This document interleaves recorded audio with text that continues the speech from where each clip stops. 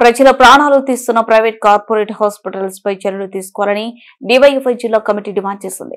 బుధవారం కొత్త బస్టాండ్ దగ్గర ఉన్న డివైఎఫ్ఐ జిల్లా కార్యాలయంలో జిల్లా అధ్యక్ష కార్యదర్శులు రాఘవేంద్ర, అబ్దుల్లా, జిల్లా సహాయ కార్యదర్శి ప్రకాష్, మధు, జిల్లా నాయకులు శ్రీనివాసులు, హరికిషన్ రెడ్డి పత్రికా ప్రకటన విడుదల చేశారు. ఈ సందర్భంగా వారు మాట్లాడుతూ కర్నూలు నగరంలో 70 ద్వయంగా అనేక హాస్పిటల్స్ పనిచేస్తున్నాయన్నారు.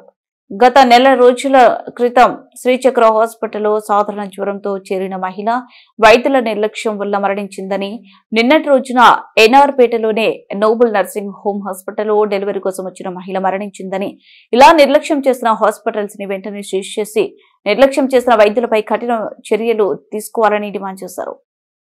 నాయకులు హరికిషన్ రెడ్డి, శ్రీనివాసులు అట్లాగే కిరణ్ పాల్గొంటున్నారు. కర్నూలు నగరంలో ఉండేటువంటి ప్రైవేట్ హాస్పిటల్స్, కార్పొరేట్ హాస్పిటల్స్ 70 ధ్యేయంగా పనిచేస్తున్నటువంటి పరిస్థితి కనబడుతుంది. మొన్నటికి మొన్న మనం చూస్తే శ్రీచక్ర హాస్పిటల్లో సాధారణమైనటువంటి జ్వరంతో చేరినటువంటి మహిళ వైద్యుల నిర్లక్ష్యం వల్ల మరణించి కుటుంబ సభ్యులు ఆందోళన చేసినటువంటి పరిస్థితి ఉంది. అట్లాగే నిన్న కర్నూలులో ఉండేటువంటి ఎన్ఆర్పేటలో నోబుల్ నర్సింగ్ హోమ్ అనేటువంటి హాస్పిటల్లో ఒక మహిళ డెలివరీ కోసం చేరితే, డెలివరీ చేరినప్పుడు ఆమె ఆరోగ్యంగానే ఉంది. ఆ తర్వాత బిడ్డ పుట్టినప్పుడు కూడా ఆరోగ్యం ఉంది అని చెప్పేసి కుటుంబ సభ్యులకు చెప్పారు. ఆ తర్వాత ఏం జరిగిందో తెలియదు, ఆమె మరణించింది అని చెప్పి చెప్తున్నారు. అది కూడా వైద్యుల నిర్లక్ష్యం కారణంగానే జరిగిందని చెప్పేసి కుటుంబ సభ్యులు ఆరోపిస్తున్నారు. ఆరోపిస్తున్నప్పటికీ వాళ్ళు కనీసం అంటే ఆమె మరణించినటువంటి విషయం కూడా వాళ్ళకి చెప్పేటువంటి పరిస్థితి లేదు. ఈ విధంగా ప్రజల ప్రాణాలతో కర్నూలు నగరంలో అనేక హాస్పిటళ్ళు చెలగాటమాడుతున్నాయని చెప్పేసి మేము విమర్శిస్తున్నాము.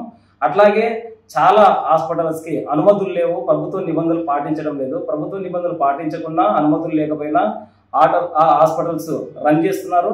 లక్షల రూపాయలు, వేల రూపాయలు సామాన్య ప్రజల నుంచి దోపిడీ చేస్తున్నారు. ఇవన్నీ జరుగుతున్నా కూడా కర్నూలులో ఉండేటువంటి జిల్లా వైద్య అధికారి డిఎంహెచ్ఓ గారు ఆఫీసు వదిలిపెట్టి బయటకు వచ్చి ప్రైవేట్ హాస్పిటల్లో, కార్పొరేట్ హాస్పిటల్ పరిస్థితిని గమనించే పరిస్థితులు లేరని చెప్పేసి మేము డివైఎఫ్ఐగా విమర్శిస్తున్నాము. మేడం గారికి మేము తెలియజేస్తున్నాము, మీరు ఆ సీటుకే పరిమితమై ఉండడం వల్ల ఈ కర్నూలు జిల్లాలో ఉండేటువంటి ప్రజలకు న్యాయం జరగదు. వీళ్ళ దోపిడీని అరికట్టాలని చెప్పేసి అంటే మీరు నిరంతరం పర్యవేక్షణ ప్రైవేట్ హాస్పిటల్స్, కార్పొరేట్ హాస్పిటల్స్ పైన ఉండాలి. అట్లా ఉంటే తప్ప వీళ్ళ దోపిడీ అరికట్టడానికి అవకాశం ఉండదు అని చెప్పేసి మేము చెప్తున్నాము. అట్లాగే జిల్లాలో ఉండేటువంటి జిల్లా కలెక్టర్ గారికి కూడా మేము విజ్ఞప్తి చేస్తున్నాము. ఇవి మళ్ళీ పునరావృతం కాకుండా, గతంలో జరిగినాయి, మళ్ళీ జరుగుతున్నాయి, మళ్ళీ భవిష్యత్తులో కూడా జరగకుండా దీనికి అడ్డుకట్ట వేయాల్సినటువంటి అవసరం ఉంది. కాబట్టి కలెక్టర్ గారు జోక్యం చేసుకోవాలి. అట్లాగే ప్రభుత్వ నిబంధనలు పాటించినటువంటి హాస్పిటల్స్, అనుమతులు లేనటువంటి హాస్పిటల్స్ పైన వెంటనే చర్యలు తీసుకొని వాటిని సీజ్ చేయాలని చెప్పేసి డివైఎఫ్ఐగా మేము డిమాండ్ చేస్తున్నాం. లేని పక్షంలో మా డివైఎఫ్ఐ యువజన సంఘం ఆధ్వర్యంలో పెద్ద ఎత్తున ఆందోళన చేస్తామని చెప్పేసి హెచ్చరిస్తున్నాము.